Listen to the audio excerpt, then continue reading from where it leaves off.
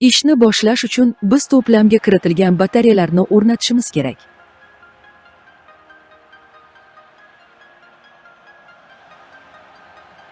Batareyalarni qurilmada ko'rsatilgan belgilarga muvofiq o'rnating.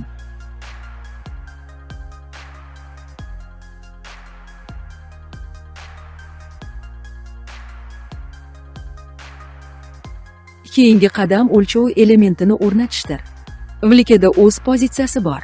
Ulanishda ehtiyot bo'ling.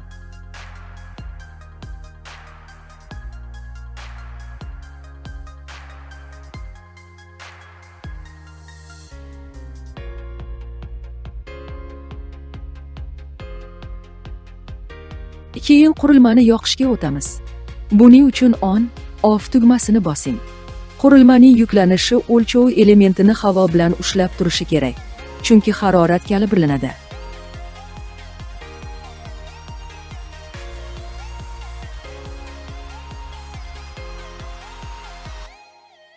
Keyin biz xabarni ko'ramiz.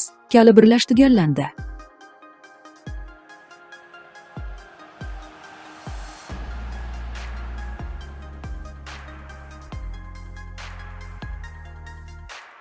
Keyinchalik biz uskunani o'rnatishga o'tamiz. Apple papkasiga o'ting. 15 qismni tanlang. Keyingi qadam biz qurilma to'g'ri kalibrlanganligini o'ldirishimiz kerak. Buning uchun biz uskunalar bilan jihozlangan kalibrlash plitalaridagi ko'rsatkichlarni o'lchashimiz kerak. Ko'rsatkichlar 17, 2 va 58, 8 kalibrlash plitalaridagi belgilarga mos kelishi kerak. Endi biz 100 va 50 gram og'irlikdagi oltin barlarni o'lchashga o'tamiz. O'lchovlar o'lchov elementini turli zonalardagi barlarga mahkam qo'llash orqali amalga oshiriladi.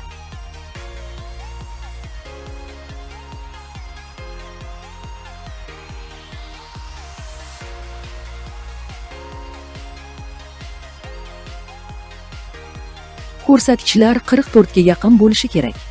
Xuddi shu tarzda 5, 10 va 20 gram uchun ingiyot o'lchovlari amalga oshiriladi.